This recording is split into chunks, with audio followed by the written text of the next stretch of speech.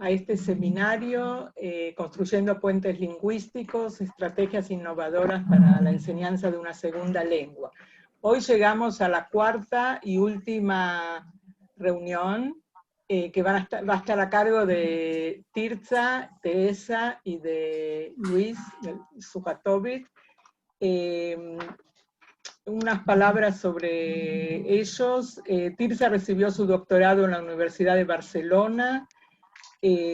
Actualmente se desempeña como directora del Departamento de la Primera Infancia y profesora en titulaciones de máster del Instituto de Educación Key College de Israel.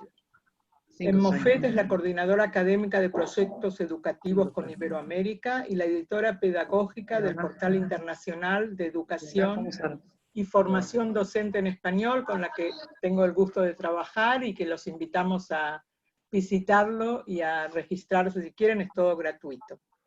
El doctor Luis Sujatovich es doctor en Comunicación Social y profesor instructor del campo curricular, Historia de los Medios y Educación Infantil, en la Universidad de Quilmes, Argentina. Como investigador se especializa en la historia del periodismo y la comunicación en América Latina y la educación inicial. Además, es tutor virtual de la Universidad Tecnológica en Línea de México. Bueno, lo dejo en las muy buenas manos de Tirza y de Luis. Bueno, hola a todos. Vamos a empezar. Les queremos decir que nosotros en realidad esta vez nos dedicamos más a hablar con ustedes sobre la segunda lengua en la educación inicial. Si bien está escrito acá Jardín de Infantes, también nos referimos a los primeros grados de la escuela básica. Luis, por favor, tú tienes la palabra. Bien, ¿qué tal? ¿Cómo les va? Sí, tal como decía Teresa, nosotros lo que vamos a presentar, lo que nos interesa trabajar y compartir con ustedes, tiene que ver con una mirada más, digamos, cultural. Es decir, hasta ahora hemos estado haciendo algunos repasos en las exposiciones anteriores que indudablemente hacían una articulación con la cultura, pero nosotros, al igual que hizo Rivka en la primera conferencia que ustedes recordarán, ponemos nuestro acento mucho más en todo aquello que tiene que ver con comprender y aprovechar, en el buen sentido, los aspectos culturales que podemos trabajar, tanto en el nivel inicial como en los primeros años de la escuela primaria, para, uno podría decir, no sé si es estrictamente trabajar, sino más bien para aprovechar la tarea que tal vez otros docentes puedan realizar en relación a una segunda lengua, como para fortalecer, es decir, para tratar de establecer a partir de prácticas, hábitos y tarea en grupo, o como bien lo va a presentar Teresa, el niño como maestro, el subteacher, nuestra idea es tratar de plantear que en esas otras instancias que tal vez no sean siempre ligadas a una segunda lengua, pero sí pueden ser muy útiles para profundizar, para avanzar, para practicar. Sí, por eso nosotros vamos a, como van a poder ver ahora mismo, en la tercera pantalla, algunos elementos que tienen que ver con los cambios culturales, algunos elementos que tienen que ver con ciertas necesidades, ciertas habilidades y competencias que se pueden empezar a pensar, ¿sí? Y la idea de que la lengua también, algo que, insisto, ya hemos trabajado, plantearlo desde la relación con una cultura, con una práctica, con otro, ¿sí? No es solamente, no nos interesa solamente la lengua como una herramienta para, como si fuera una serie de instrucciones, sino más bien lo que nos interesa es pensarla en relación con. Por eso la idea es de desarrollar competencias. ¿Sí? Por eso la propuesta está mucho más ligada, en nuestro caso, a pensar una serie de competencias. ¿Cuáles? Bueno, nosotros podríamos resumir como competencias comunicativas. Ahora, ¿qué implica las competencias comunicativas? Bueno, la comunicación también es una competencia, uno podría decir rápidamente, bueno, la competencia lingüística, pero también hay una competencia sociolingüística, que es lo que nos interesa a nosotros, es decir, la relación, el contexto, las cuestiones culturales también las diferencias, digo, porque si no parece que estamos hablando o planteándonos un mundo sin conflictos. No se trata de hablar de los conflictos, pero tampoco podemos pensar en un mundo, por ejemplo, en la República Argentina hay una cantidad importante de otras lenguas que en general no se trabajan. Normalmente cuando uno plantea rápidamente una segunda lengua está hablando de inglés. Hubo una época en Argentina, a mediados de los 90, que se hablaba del portugués por la noción del Mercosur, por Brasil claramente. Pero todas las lenguas de los pueblos originarios rara vez se tocan, rara vez se consideran, ni hablar de plantear lenguas de algún otro país. Podríamos poner el hebreo, pero también podríamos poner el francés, el alemán, etc. ¿Sí? Entonces la idea también de abrir las nociones, las consideraciones. Por eso hablamos de una competencia lingüística, una sociolingüística, después hablamos de una competencia literaria, textual o discursiva, ¿sí? Semiológica, ¿sí? Me parece que es una de las competencias que más se pueden trabajar, sobre todo en el nivel inicial y en los primeros años, que tiene que ver con las imágenes y con la interpretación y la relación que se puede establecer con un texto, con una idea, con una cultura, pero a partir de algún emergente, de algún elemento de esa cultura. ¿Sí? Normalmente cuando se trabajan las efemérides, por ejemplo, en el nivel inicial, e incluso en los primeros grados de primaria, pero fuertemente en el inicial, se trabaja mucho con lo que tiene que ver con íconos. Entonces esa competencia la podemos empezar a pensar. Para quienes trabajan en el nivel inicial, sabrán que, por ejemplo, el 12 de octubre, hay toda una construcción absolutamente estereotipada de los indígenas, más allá de que ahora ha cambiado mucho de cuando me tocó concurrir a mí. Digo, hay una perspectiva diferente, pero esa perspectiva no está enriquecida en términos de, por ejemplo, la perspectiva lingüística cultural. Claramente no estoy planteando, aunque no estaría mal, hacer un acercamiento a las lenguas de los aborígenes, pero al menos se podría plantear cómo algunas palabras aún subsisten, por ejemplo, en el castellano contemporáneo, para al menos tratar de establecer esta relación y que no quede como algo que desapareció en toda su dimensión, sino que precisamente se puede recuperar a partir de un ejercicio de competencia lingüística. ¿Sí? Esa es la mirada, es una mirada, repito, muchísimo más cultural que estrictamente de la enseñanza del lenguaje. Y por eso hablamos, cuando nos preguntamos, bueno, ¿cómo aprenden los niños de preescolar, las niñas de preescolar una segunda lengua? Y bueno, podemos plantear fases, ¿no es cierto? Podemos plantear una fase relacionada a escuchar, ¿sí? Una segunda a comprender, luego hablar, y por último, el más complicado, indudablemente, que tiene que ver con escribir. Hablar, ahí empieza a veces a aparecerse más solapadamente con escuchar y comprender, pero digamos que escribir, ¿no? Ya ahí hay una cuestión también que tiene que ver, o por lo menos tenía que ver hasta hace un tiempo, con la motricidad fina. Hoy con las tecnologías y los dispositivos digitales, tal vez podamos hacer algún tipo de distinción al respecto. Digo, los primeros tiempos porque la aprehensión a veces de un lápiz pequeño, de una lapicera, trae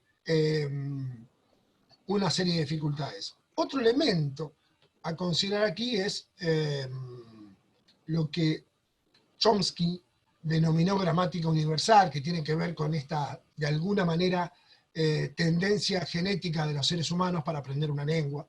Y él sostiene que hasta la adolescencia son los momentos en los cuales hay mayor plasticidad y mayor capacidad de adquisición de un lenguaje, aun cuando este no sea enseñado desde una perspectiva, o mejor dicho, enseñado en términos sistemáticos, sino solamente la exposición al lenguaje.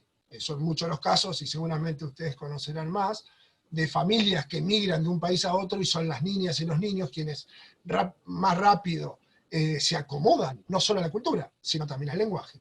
Entonces, es un momento para pensar, es un momento para aprovechar, es un momento para avanzar en ese sentido. Por eso estamos hablando como un elemento fundamental para poder aprender una cultura, es la interacción con los otros. Digo, podemos acordar como una premisa básica que cada lenguaje, que cada idioma tiene, construye, se representa una versión del mundo, de sí mismo, de los demás, de la historia, del presente y del futuro. De tal forma que si nosotros pretendemos en un mundo globalizado y que debería tender hacia una, digamos, convivencia democrática entre culturas e idiomas, no estaría mal pensar la necesidad del reconocimiento de la diversidad en la construcción de distintos mundos a partir de distintas lenguas. No estamos diciendo con esto que en nivel inicial o en primaria se deba enseñar una lengua tras otra como si se tratara de un aprendizaje que se puede reemplazar rápidamente y como si todo lo que hay para aprender esté solamente ligado a eso. Lo que estamos diciendo es que a veces cuando justamente vamos a establecer un vínculo con una cultura otra, por alguna efeméride, por alguna circunstancia, a veces puede ser un buen momento para pensar y replantearse ciertas nociones en relación a la lengua. Por ejemplo, a aquella que querramos enseñar, pero también a unas otras, que tal vez no es nuestro afán, pero que nos pueden permitir entender la relación con un universo más amplio y no solamente con el universo lingüístico. Por eso aquí hablamos de situaciones contextuales y significativas, tanto en relación a esa segunda lengua como en general. Y vuelvo sobre las efemérides, aunque también podríamos plantear la literatura, o también podríamos plantear la escucha, la música, ¿sí? Como manifestaciones culturales en las cuales uno puede hacer un acercamiento a una lengua para hacer un acercamiento a la cultura, no exclusivamente a la lengua, ¿no es cierto? Por ese lado a nosotros nos parece que puede ser una estrategia, una instancia, una posibilidad que, trabajándolo, digamos, durante varios años, pueda dar algunos beneficios, no exclusivamente de manipulación de una lengua, sino de una tendencia a una comprensión más global de lo que aparece y de lo que puede verse al momento de plantear una cultura, no solo la propia, ¿no es cierto? ¿Sí? Eso es lo que nosotros queremos plantear como, de alguna manera, de alguna manera sí, como cierre, porque al fin y al cabo nuestra charla con Teresa es la cuarta, entonces de alguna manera va a cerrar, pero también es como complementar lo que ya había planteado Rivka, Federico y María en relación a qué otros elementos se pueden incorporar, se pueden pensar, se pueden utilizar para pensar una lengua o algunas cuestiones más conceptuales generales, si ustedes quieren, que tienen que ver con si ligo la lengua con la cultura y si quiero pensar en una relación con la cultura más amplia, más democrática, más abierta y menos estereotipada, en relación a, por ejemplo, lo propio y lo ajeno, y las valoraciones que rápidamente suelen aparecer en esa dicotomía. Bien. Si te parece, Un Teresa, segundito, por favor, que acá hay un problema. No, Perdón. Se me hizo un problema acá. Porque ahora con Teresa lo que vamos a ver son algunas orientaciones didácticas en relación precisamente de toda esta perspectiva, podríamos llamar culturalista, ¿sí? Que de alguna manera nace en los estudios culturales británicos de la década del 60, que empezaron ya en los 80 en América Latina, por lo pronto, a incorporarse también en los ámbitos educativos. La idea, la perspectiva de que un idioma, o que una cultura puede aparecer en un idioma, pero que una cultura no es solo su idioma, y que en consecuencia es necesario algún tipo de incorporación que supere ese ámbito, bastante limitado, por cierto.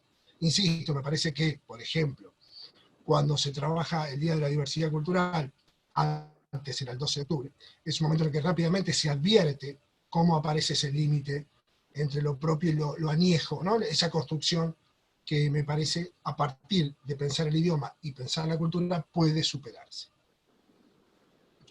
Bien, Teresa, me dirás, ahí está, orientaciones didácticas. Bueno, en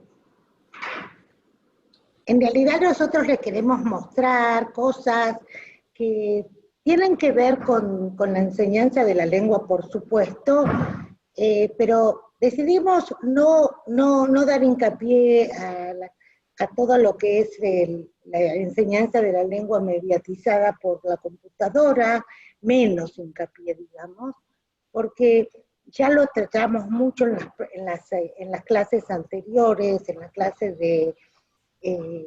que dimos también con Scratch y también con Federico. Entonces, en realidad nosotros queremos mostrarles ahora orientaciones didácticas y darles ejemplos de clases que en realidad las clases son en hebreo, pero las traducimos al castellano. Entonces, como dijo Luis, la lengua se aprende haciendo. ¿Qué quiere decir? Hay que hablarla, hay que practicarla.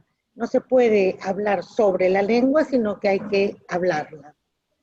Por supuesto, es muy importante crear los ambientes y las tareas que sean distintas y con mucha variedad. Los cuentos, todos sabemos, lo paso rápido porque son cosas que son bastante conocidas. Los cuentos son algo que realmente ayuda muchísimo para aprender una lengua, contar cuentos a los chicos, y aparte porque los chicos también pueden utilizar en forma muy activa el lenguaje cuando lo cuentan o cuando lo reviven en los distintos rincones dentro del jardín de infantes. Otra vez. Bueno, las canciones. Todos sabemos que las canciones son realmente una forma extraordinaria de aprender un idioma, los chicos especialmente. Por ejemplo, acá hay una canción muy linda, no sé qué pasa, que se va, una canción muy linda en inglés, que es sobre las rutinas de los chicos, o por ejemplo acá hay también un programa en hebreo, en donde los chicos aprenden a través del personaje muy conocido de ellos, aprenden hebreo, así que realmente la utilización de videos con canciones y con personajes es algo que ayuda mucho para aprender en forma mucho más rápida una nueva lengua. Perdón.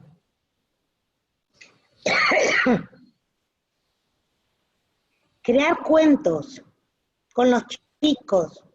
Dijimos no vamos a hablar de computadora, pero este es realmente un programa muy lindo, así como ustedes hablaron del Scratch, hablamos del Scratch la vez pasada. Este también es otro programa que se puede utilizar para crear junto con los chicos cuentos en forma muy fácil y realmente muy interesante. Otra más, bueno, ahora en realidad vamos a entrar ahora a hablar de dos temas que para mí son muy importantes, porque generalmente cuando se habla de la lengua, de enseñanza de segunda lengua, no se le da mucha importancia a lo que es la enseñanza entre pares, o la interacción que tienen los chicos cuando están trabajando juntos o están jugando. Y acá nosotros en Israel, como somos una sociedad muy multicultural, ¿qué quiere decir? Han llegado de diversos países con distintos idiomas. Entonces, la forma en que los chicos trabajan dentro del jardín de infantes, de alguna forma ese encuentro diario que tienen, los obliga, así entre comillas, a aprender a manejarse con distintas lenguas, o ayudar a los otros chicos a aprender la lengua del hebreo, lengua hebrea. Y todo esto es muy interesante porque se conecta muchísimo con toda la teoría sociocultural de Vygotsky, en donde realmente lo podemos ver cómo esta enseñanza entre los chicos de la lengua, inclusive de la lengua natal, si estamos hablando también, se puede decir lo mismo, los chicos en realidad, los niños, cuando están en interacción, crean andamiajes sociales, culturales, lingüísticos, se ayudan uno al otro, y se enseñan uno al otro. Y esto es realmente un fenómeno muy interesante que muchas veces los maestros no lo saben aprovechar a fondo, y es una lástima, realmente es una lástima. Entonces lo que nosotros queremos un poquitito dar de hincapié es que a partir de esa enseñanza entre pares, no solamente pueden aprender lengua, no sé si en Argentina existe, pero por ejemplo acá nosotros tenemos escuelas que son, que enseñan, que hay chicos que son de origen árabe y de origen judío. Y por supuesto los chicos que son de origen árabe, generalmente en la casa hablan árabe, y por supuesto los chicos que son judíos israelíes hablan hebreo. Y ese encuentro que hay de distintas culturas, de distintos idiomas, es un encuentro que en realidad los enseña mucho más que una lengua. Les enseña también comprender, entender al otro, les enseña a jugar en conjunto, los enseña a cooperar, a compartir, los enseña a respetar uno al otro, y en una palabra los enseña a desarrollar relaciones más positivas entre ellos. Y eso es lo que yo pienso que Luis también lo trató de decir. Que cuando nosotros conocemos una lengua, y también Rivka lo dijo mucho, que cuando conocemos una lengua, en realidad conocemos también mucho más que una lengua. Y para los chicos es muy importante, desde muy chiquititos, entender que realmente la persona que está al lado mío y no habla mi lengua también tiene sus costumbres, también tiene sus perspectivas, también tiene sus fiestas, y yo las conozco. Cuando yo conozco, aprendo también a respetar. Mucho de la falta de tolerancia que existe en el mundo pasa por eso, porque no conocemos al otro. Si conoceríamos más al otro, lo respetaríamos más. Ahora les voy a mostrar, bueno, esto lo acabo de decir, empatía, tolerancia, ya lo dije, así que lo puedo seguir adelante. Les quiero mostrar un video muy cortito, que les voy a mostrar un pedacito solamente del video. ¿Por qué? Porque lo que están viendo acá son dos nenas, que los padres son de origen ruso, que vinieron a Israel a vivir, y este nene, que está acá a la derecha que lo estoy marcando, y es israelí autóctono, y están jugando.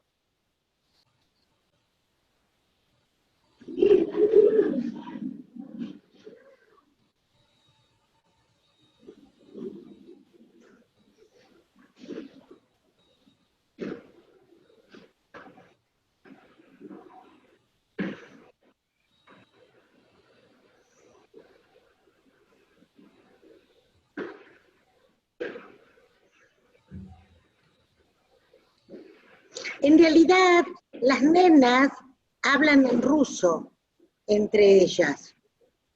Se llaman Kira y Abrura. Y el nene se llama Lidor. Casi no hay relación entre ellos, y vamos a ver qué es lo que ellos dicen.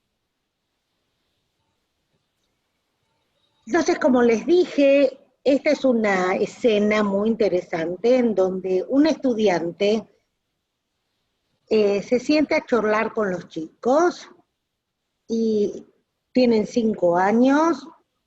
Kira es una nena de 5 años, Lidor es un varoncito, y Abror. La estudiante se llama Odaya, son nombres hebreos. Le dice: Lidor, ahora entiendo lo que dijiste antes, escucho que estás hablando, pero no entiendo qué. Pensé que estabas hablando del juego y ahora lo comprobó contigo.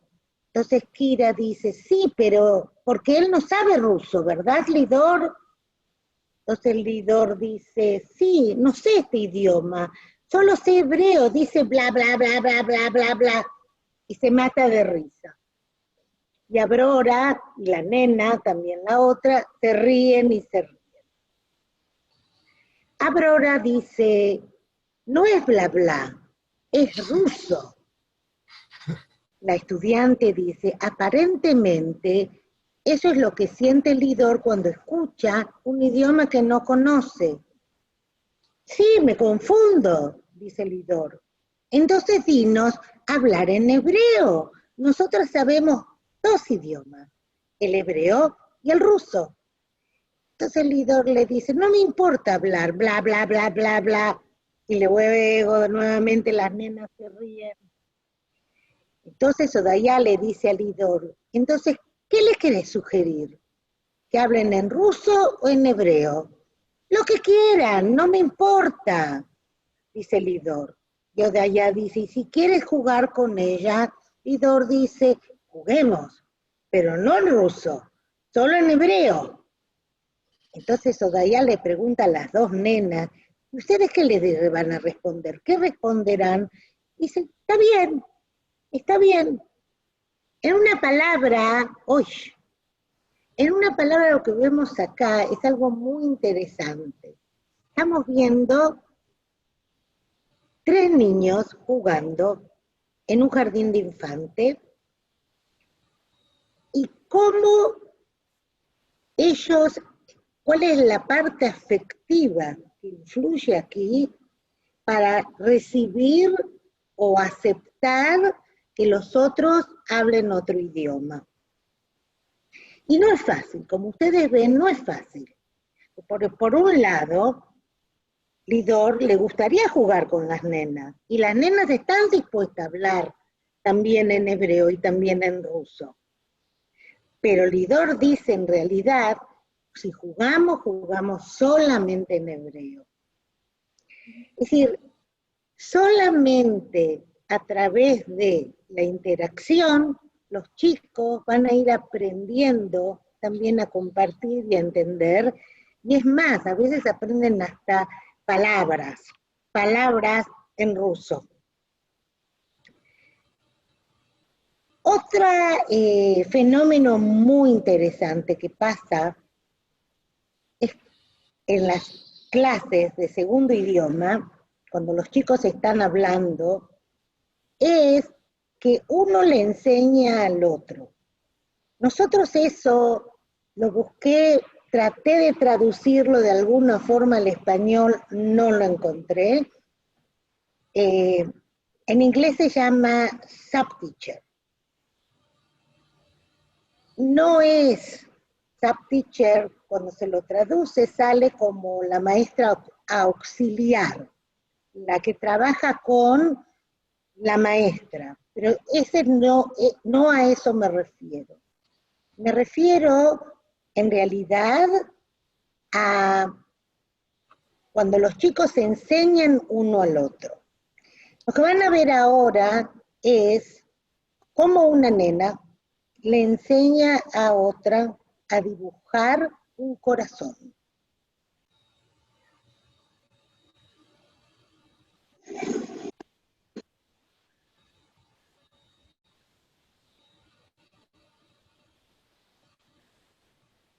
Esta nena está tratando.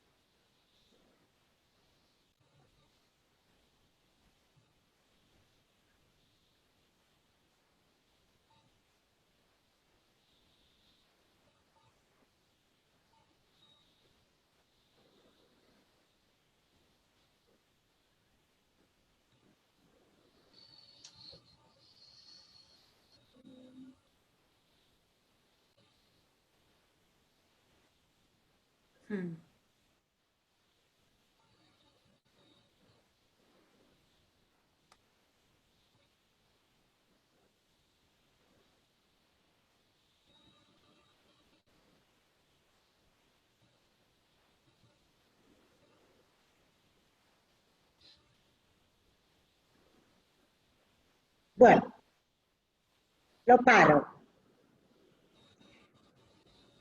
Lo que vieron acá, ¿qué vieron? A ver, ¿quién quiere participar? ¿Quién quiere decir qué es lo que vieron?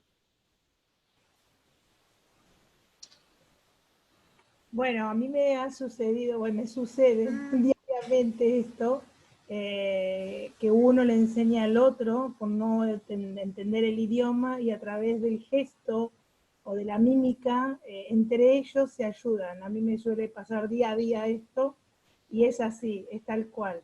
Y bueno, y también en la parte, ¿no?, del lenguaje. El que no sabe, por ejemplo, el francés, porque también es como dice Ruth, acá en Paraguay, dentro del liceo francés, tenemos muchísimos idiomas, o sea, vienen de todos los países que los padres trabajan, vienen por diferentes motivos. Muy bien. Y justamente, por ejemplo, el que no sabe francés se lo traduce al español, o dentro de la misma clase, si hay uno que habla inglés, se lo traduce en inglés, y el guaraní, bueno, es menos aquí en el colegio francés, pero son más idiomas, o el árabe, hay muchísimos árabes dentro del cole, y entre ellos se relacionan muy, muy bien, y bueno, a mí me ha pasado en África. Yo tenía un nene que hablaba chino, otro que me hablaba en guineano, o sea, el dialecto de Guinea Ecuatorial, que hay varios dialectos, otro me hablaba en inglés, otro me hablaba en español y otro me hablaba en francés. Me ha pasado con uno que se llamaba Jerónimo, yo no podía hablar porque, o sea, la idea es que hablemos en nuestro idioma para, si estoy enseñando español, ¿no es cierto?, hablar todo en español. Entonces yo le hablaba todo en español y mi asistente me dice, Ale, no le hables en francés porque la idea es que él te vaya entendiendo. A mí era la primera vez que trabajaba en un colegio bilingüe. Hasta llegó un momento, le digo, Vicky, no digas nada, voy a hablar inglés porque ya no sé en qué idioma hablarle a este chico y como no me entendía. Interesante. Yo quiero dar otra opinión. Soy Rina, y trabajo en un colegio Montessori en la Ciudad de México y soy mora. Pero aquí el caso es al revés, ¿no? O sea, la ayuda que se da entre pares, que es muy, muy significativa y sí lo he vivido en los años que llevo en la docencia, que los niños aprenden más de sus pares que del adulto y que del maestro. Entonces, yo tengo que hablar, אני מדברת בעברית, o sea, hablo en hebreo todo el tiempo dentro del salón, y los niños porque es Montessori, hay 3 edades, 4, 5 y 6 años, hay niños que llevan más tiempo, más años en el salón, y entonces tienen el Sfat Niul, el lenguaje cotidiano mucho más adquirido. Entonces, ellos son los que enseñan a los otros chicos, a los otros niños, les traducen, ellos son mis traductores. Entonces, para que se haga inmersa la lengua en la cotidianidad, ellos son los que le traducen, no, que te sientes, no, que vamos a recoger, no, que ahorita ya vamos a comer, ¿no? Entonces, esa es la ayuda como yo la he vivido, al revés. Sí, bueno, a mí me ha pasado, después de estar trabajando en el cole bilingüe y entender, ¿no?, lo que era, pues no es lo mismo estar en un idioma tuyo general en toda la clase. A partir de ahí yo hago exactamente lo mismo. Le digo, por ejemplo, no sé, Juan, ¿le podés explicar a ver qué es lo que hacemos a ponerle a Carla? Y bueno, y ahí él lo mismo, ahora aprendiendo, estando, ¿no?, dentro de un colegio bilingüe, que yo no sabía lo que era trabajar dentro de un colegio bilingüe, me está pasando exactamente, hago al revés, hago que entre ellos, lo que yo digo, que lo repitan ellos, pero que se lo traduzcan en el idioma, tal cual, sí. ¿Hay alguien más que tenga alguna experiencia similar? Sí, Karin. Es tan importante lo que ustedes se cuentan, no tienen idea. Yo tengo algo. Gracias. Karina está primero, perdón. Yo lo que quería decir es que no es solo hablar el idioma, sino pensar en el idioma, porque lo primero que hacemos es traducir palabra por palabra, y lo que estamos diciendo por lo general son cosas diferentes. Entonces hay que cambiar un poco la cabeza, ese chip, como ponerlo un poco más maleable para absorber otras estructuras, ¿no? Para poder comunicarse. ¿Estás hablando como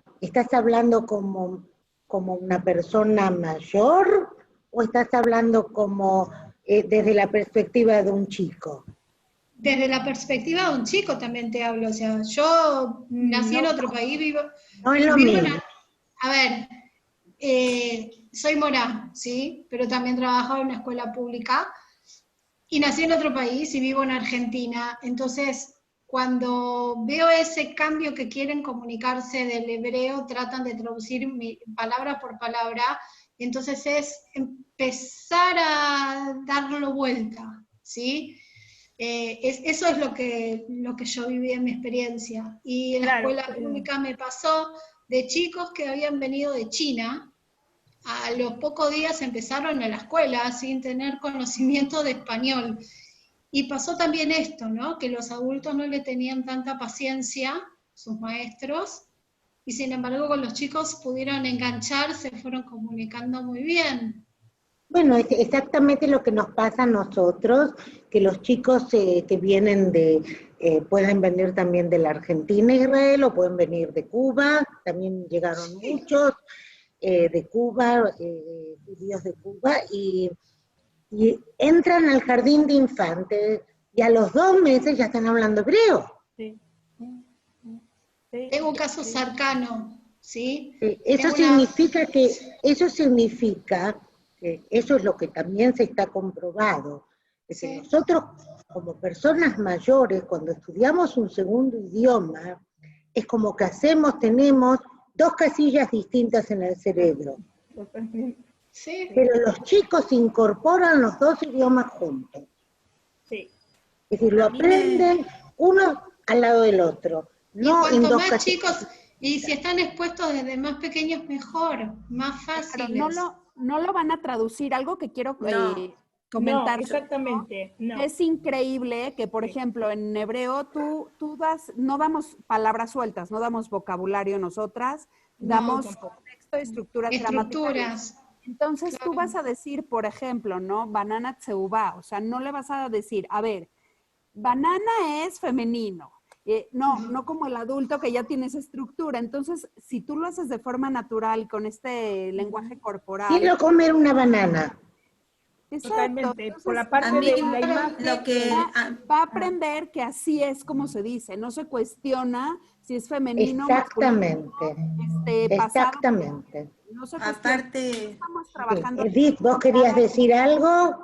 A mí me parece que en edades tan tempranas la importancia de entender que el idioma es una forma de comunicarnos, y el cuerpo, la actitud, la gestualidad, los movimientos, todo eso está muy presente. Por eso entre los chicos se enseñan mucho mejor, porque se comunican, o sea, en la escena de los juegos que estaban construyendo, bueno, o en los corazones que estaban dibujando y necesitaban de alguna forma decirse algo. Exacto, ahora, a través de una imagen, de un gesto, pudo hacer un corazón, o sea, no era necesario hablar, sino comunicarse visualmente o gestualmente, o quienes sean la parte y esa es una de las cosas también por las que no hay que tener miedo de hablar en otro idioma desde muy temprana edad. Y cuanto más temprana sea la edad, los chicos lo aprenden en forma completamente natural. Y aparte, yo no comparto mucho la idea de la traducción, o sea, no. ¿Quién está hablando? Yo, Edith. Edith, perdón. No comparto mucho la idea de traducción. Yo hablo en hibrid, soy mora de hibrid, hablo en hibrid y trato de que me entiendan. De alguna forma, si no alcanza con lo que estoy diciendo, le agrego un movimiento, le agrego algo, un objeto que me ayude. Sí, a mí, justamente a mí eso es lo que yo aprendí dentro de la escuela bilingüe, que de mis directores no franceses me decían, en último caso, cuando ya el alumno no entienda más, que no sabe, que vos te das cuenta que está para un lado o para el otro, ahí podés traducirle, pero si no, yo por ejemplo en mi idioma, en español, yo soy de no traducir. En cambio, hay algunos franceses que traducen, que yo no lo veo exactamente, porque te entienden igual y se lo repetís, salvo, ya te digo, a último final que ya no entiendan, ahí se lo puedo llegar a traducir o con un elemento. Exacto. Pero a lo último, como última instancia, que vos ves que el alumno o llora o se pone tenso, o vos ves que no se siente a gusto, no se siente cómodo, ahí. A mí me ha pasado eso y bueno, y me sigue pasando, pero ahora como uno ya domina más el tema, pero al principio me costó porque tenía de todo y no sabía, en una clase de 30 de petit sección, de sala de 3, en África no sabía para dónde ir porque, claro, uno me hablaba en chino, otro me hablaba en japonés, otra me hablaba en árabe y no sabía lo que fue eso. Ahí donde aprendí realmente. Ale. Sarita quería decir algo, después Ruth. Hola. Sí. Sarita, Ruth, ¿querés decir también algo? Bueno. Quiero contar una experiencia. Ruth, espera. Sí, Ruth, bueno. Un minuto que Sarita quería decir algo. Bueno, en principio comparto con mis compañeros todo lo vertido y quería aportarles algo que siempre lo discuto con compañeros. Yo me jubilé, pero fui morada de IBRIT en Argentina hasta el año pasado. Y la gran discusión es las famosas tablas de los pealim, de los verbos, ¿no? Que la raíz, el shoresh, el shempoal, qué sé yo, el infinitivo, avar o veo a ti, del pasado, presente y futuro, en todas sus personas. Y yo siempre discutí con eso, porque para mí, primero hay que aprender a hablarla, como hace una criatura. El bebé aprende a hablar, no empieza con la lógica, empieza a hablar naturalmente. Y después recién le aplicamos toda la didáctica de la lengua, ¿cierto? Bueno, y siempre discutí, ¿por qué enseñarles con cuadros? ¿No puede que aprendan primero a hablarlo y después le enseñamos la lógica? O sea, sigamos el proceso de aprendizaje del idioma, de la lengua madre, de cualquier criatura en cualquier parte del mundo. Exactamente, bueno, Sarita, exactamente, y se lo puedes decir a todos, se lo puedes decir a todos tus compañeros, que toda la parte que es sintáctica y, ¿cómo se llama?, gramatical, y ya no me acuerdo cómo se dicen las palabras en castellano, perdonen, no hace falta enseñarlas al principio. Claro, no para nada. Eso es para una persona mayor. Las personas mayores necesitamos esas estructuras para aprender el idioma. Después, pero los niños no las necesitan al principio. No las necesitan. Y en contexto, el bebé, cuando aprende a hablar, escucha y habla.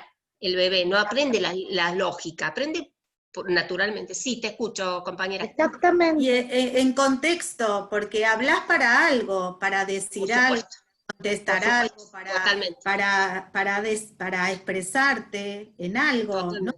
En los contextos más inmediatos que ellos necesitan. Es decir, no vamos a hablar de cosas que ellos no necesitan, sino cosas que tienen que ver con la vida de ellos, con los intereses de ellos, con los temas que a ellos les interesan. Ruth, llegamos a ti.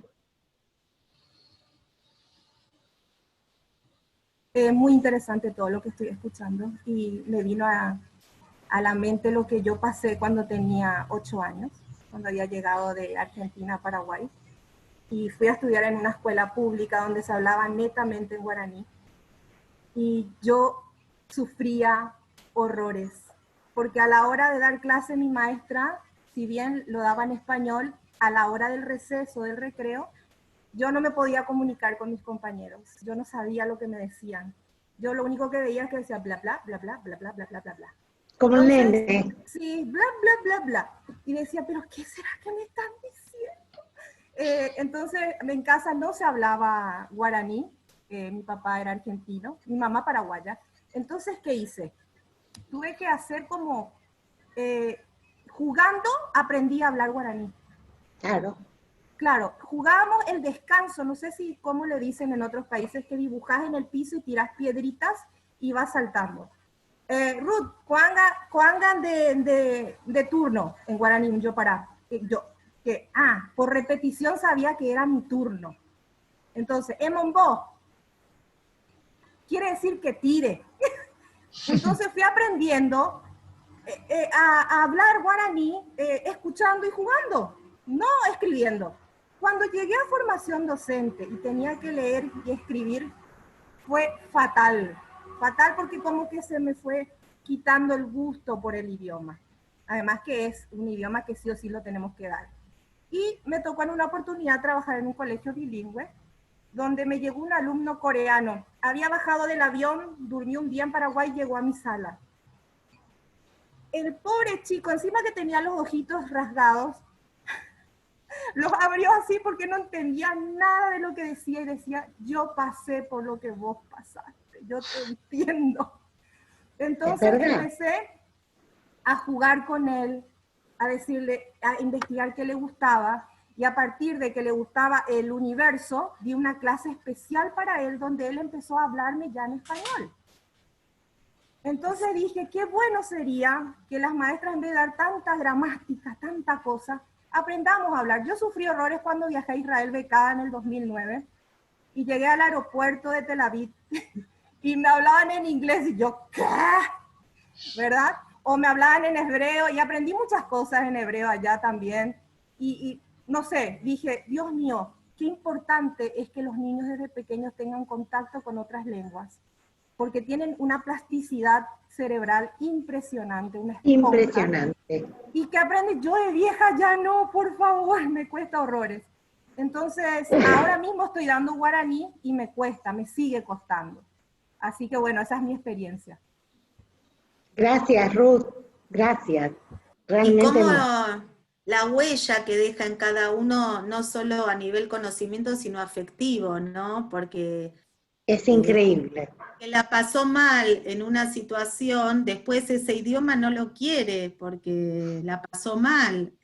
Pero yo amo guaraní, Edith. Bueno, guaraní. Está bien, pero digo... no en el sentido de que mucha gente acá en Paraguay no le gusta su idioma. Y es un idioma hermoso, rico, ancestral. O sea, tienen el privilegio de hablar un idioma que venían hablando los guaraníes hace tiempo. Y no lo valoran, sinceramente no lo valoran. Así que bueno, valoremos nuestro idioma y otros idiomas más. Sí, yo bueno, eso pienso que Luis, justamente Luis decía algo vos de eso. Dos cositas. Una, que indudablemente uno de los elementos de éxito en esto del subteacher tiene que ver con la predisposición del oyente o del oyente hacia un par. Indudablemente, incluso lo estoy pensando cuando aprendemos a jugar, no es lo mismo jugar con un adulto que insertarnos en un juego con niños, y probablemente nos expliquen menos, les diría. Yo creo que un adulto, a explicar un juego se toma más tiempo, las reglas, por esto que hablamos, de que somos todos más estructurados, que necesitamos más la explicación. Los niños, bueno, hay que patear, digo, la típica de jugar a la pelota, ¿no? Vos jugás conmigo, hay que patear para allá. Listo. ¿No? Y uno diría, bueno, si entre adultos le va a explicar cómo se juega al fútbol o al tenis, empezamos con las reglas. Entonces digo, evidentemente hay ahí una cuestión de empatía muy particular, y hay un manejo, hay un reconocimiento de esto que estamos diciendo, quizás de manera inconsciente. Es decir, mira, a esto vas a aprender andando, a esto vas a aprender hablando, a esto vas a aprender jugando, juguemos, hablemos, hagamos, y solo va a salir algo que indudablemente entre adultos no se puede. Yo no podría, ni en el mejor de mis casos, me podría sentar con una profesora de cualquier idioma. Me diga, bueno, vamos a empezar a hablar y va a salir. No, mire, señora, yo no pienso decir una sola palabra, ni aunque lo sepa. Acá va a pasar un tiempo largo hasta que yo haga alguna palabrita, ¿sí? Y respecto a experiencias, cuando era muy chico, yo nací en una provincia argentina que se llama Entre Ríos, en una localidad que se llama Gualeguaychú, y por distintas circunstancias mi familia se radicó cuando yo tenía 3 años en la ciudad de La Plata, en la provincia de Buenos Aires. Y si bien no fue un cambio cultural tan violento, mi familia se mudó en un momento de inscripción de jardines, entonces me anotaron en el único jardín que encontraron en la ciudad de La Plata, que era italiano. El problema era que se hablaba enteramente italiano. Además está decir que yo de italiano, ni mi familia, ni nadie, nada, ¿no? Naturalmente. Pero mi familia dijo, no vas a perder un año de jardín, entra. Bueno, es un poco lo que ustedes han contado, solo que yo después me dediqué a estudiar inglés, creo que escucho levemente hablar en italiano y salgo corriendo. Porque claro, la frustración hasta que aprendí, imagínense que me pedían ir al baño, tenía que pedirlo en italiano. Cuando yo, créanme que en castellano también no lo pedía, recuerdo, y por eso me acordaba de Ruth en su experiencia, esa angustia de decir, no lo puedo decir, pero algo tengo que, digo, de alguna manera tengo que tratar de resolver esto, porque no lo puedo prolongar y no lo puedo reemplazar por otra cosa, no hay forma. Digo, bueno, vos lo que decís, Luis, Lo que vos decís, Luis, a mí como grande, como adulto, cuando estaba en África, en el colegio francés, me pasó, pero entre adultos, ¿no? Estábamos en reuniones de profesores, bueno, yo de hecho siempre no me gustaba el francés, ¿no? Pero no había forma de que estudiara el francés en el secundario. Ahora termino que mis hijos de salita de 5 empezaron el colegio francés, ya mi hija está a punto de terminar, mi hijo ya también, tan perfecto el idioma, yo como traductora de lengua francesa, y me pasaban las reuniones de profesores, y a mí yo no entendía, salía llorando, lloraba, y todos me decían, ¿qué te pasa? Y yo no entendía ni qué es que pasa, yo lo único que sabía era bonjour, au revoir, y yo digo, salía llorando, hasta el director mismo, que me conocía, cómo trabajaba, lo responsable, me dice, Alejandra, hay que mandar planificaciones, y no mandaste, y yo, como no entendía lo que pasaba, lo que todos hablaban, se me pasaban de enviar planificaciones hasta que mi jefe de estudio, que hablaba español, me dice, Ale, hay que hacer esto. Que no entendía, le digo, y se me pasaban las cosas, y es horrible. A partir de ahí dije, no, es lo que vos dijiste. Me fui al Centro Cultural Francés, empecé a estudiar francés, y bueno, y a partir de ahora donde estamos, ¿no? Pero, y mi hija, con 5 años, que también no sabía nada francés, entró en salita de 5, y en un momento yo digo, mi hijo le costó más, porque era primer grado, pero ella en sala de 5 me traducía ella. Le digo, Vicky, ¿qué dice este profesor? Y me daba la vuelta, y yo me quedé dura, y me dijo el director, para que una nena de 5 años te haga una traducción, es muy difícil, es lo que decía Sarita, la parte del pensamiento de unir todo, tenía todo, y a mí yo tenía todo y no sabía cómo unir todo. Y a partir de ahí, bueno, fui llevándola, pero es como vos decís, yo sufría horrores, tuve 12 años que llorando, pero hasta que, bueno, digo, esto hay que solucionar. Pero es así, y los chicos son... Gracias, Alejandra. Sí, es muy difícil. Bueno, vamos a seguir un poquitito. Yo pienso que lo que ustedes están diciendo es tan importante, porque vuelvo a recalcar todo lo que también Luis dijo y yo también dije. Lo que este fenómeno que yo les estoy hablando, que lo llamamos el niño como maestro, que todas ustedes lo conocen, también existe cuando el niño asume el rol de explicar, cuidar, promover y enseñar otro idioma.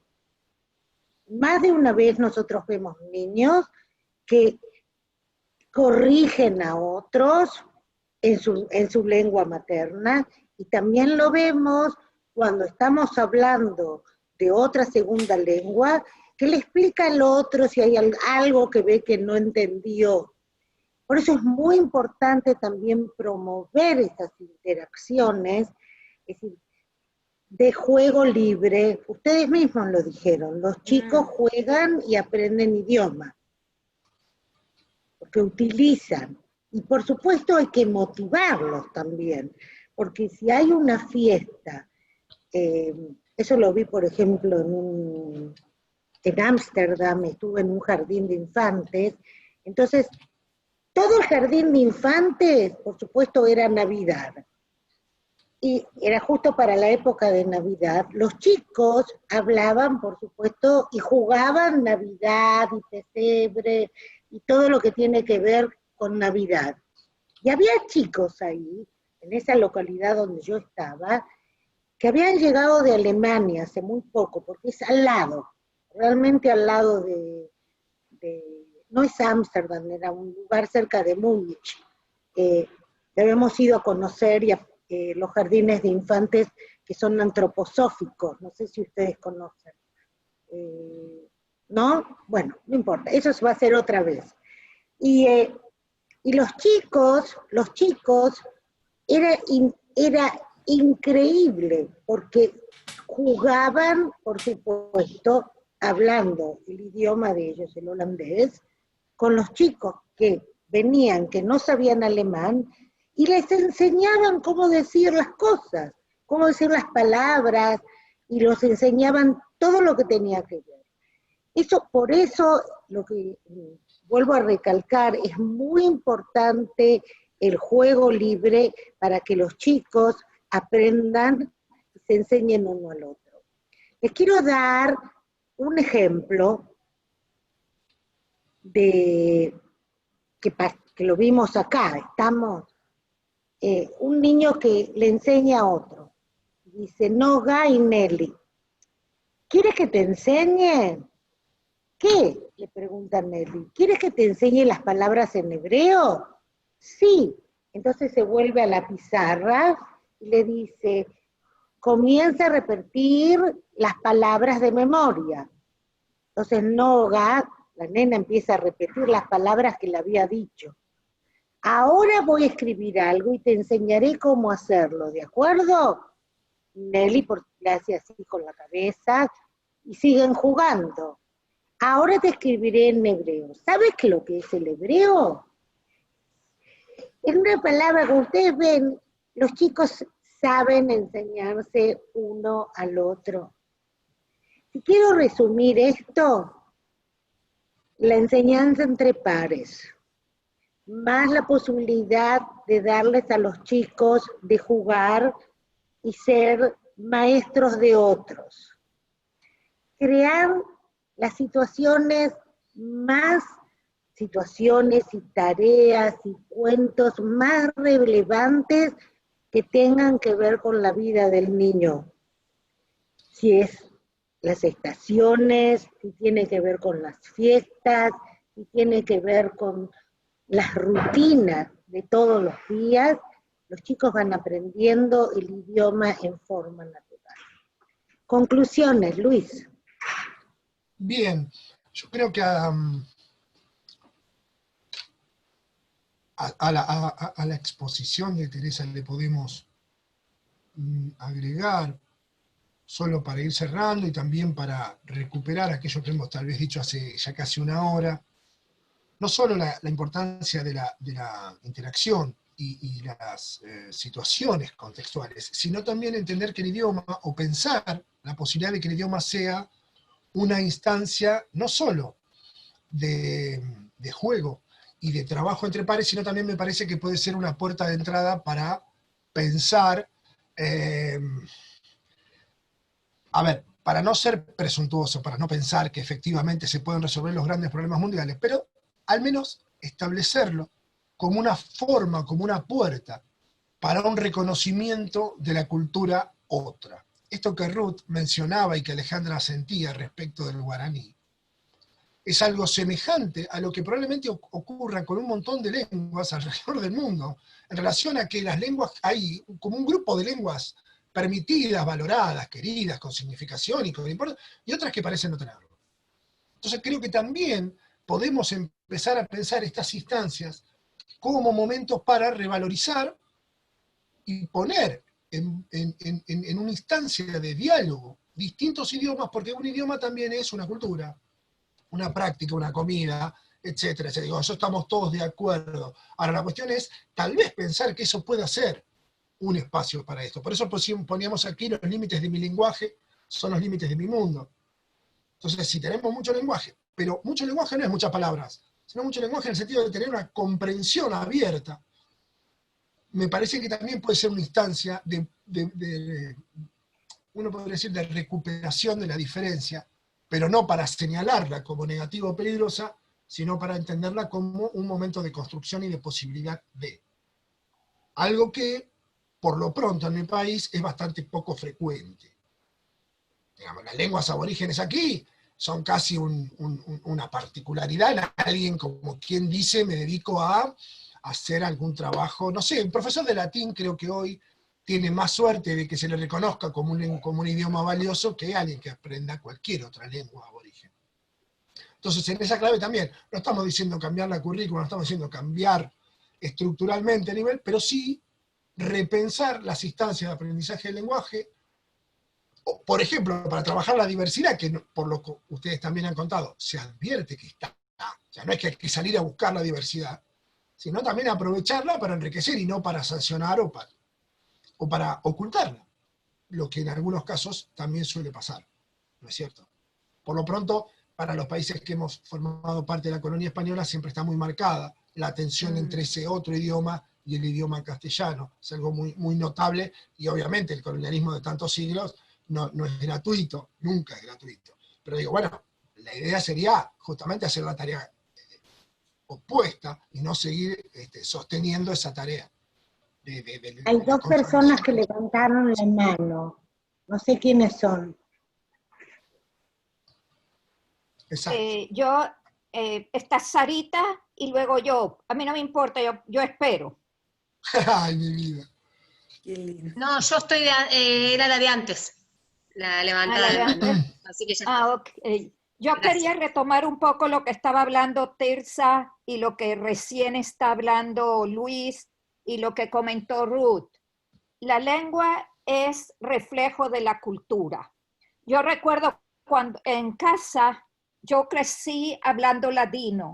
Cuando llego a la escuela, los chicos se ríen de mí porque hablo un español raro, un español viejo, y entonces a mí me daba vergüenza hablar ladino, porque digo, esta no es la lengua real o no es una lengua correcta, y entonces llegaba a casa y corregía todo el tiempo a mi mamá.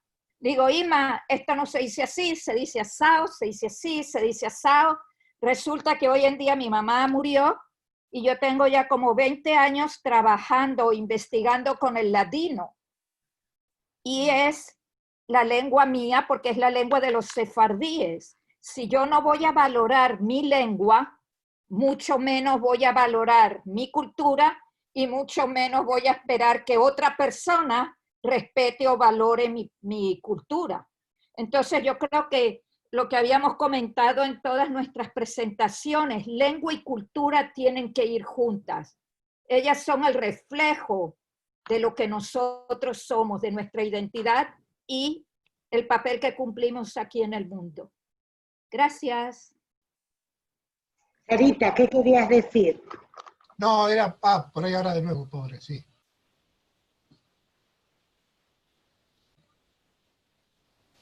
Luis. Sara, ¿querías decir algo o quedó la mano del anterior? Quedó la mano del anterior. Quedó la mano. Perfecto. Bueno, no sé si Teresa, ¿querés decir algo más o vamos? De pasar y no puedo.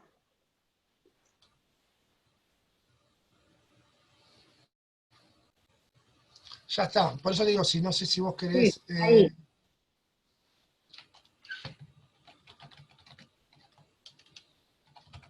Bueno, Luis. Sí. Bueno, nosotros terminamos hoy 4 conferencias.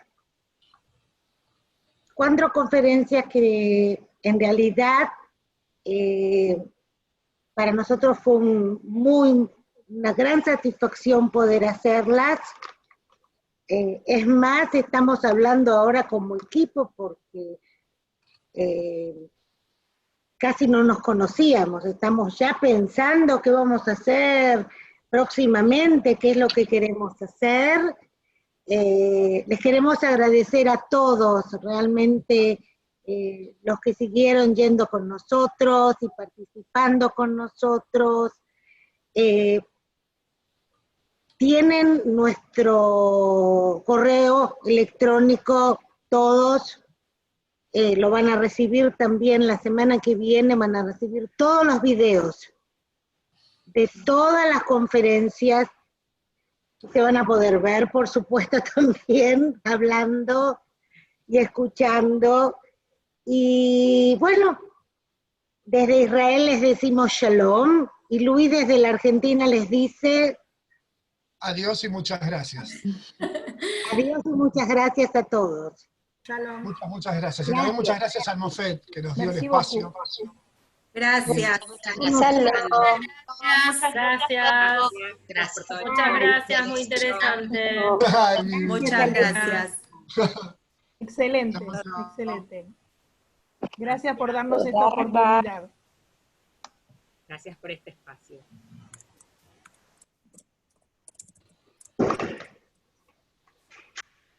No te vayas, Luis. No, me quedo acá,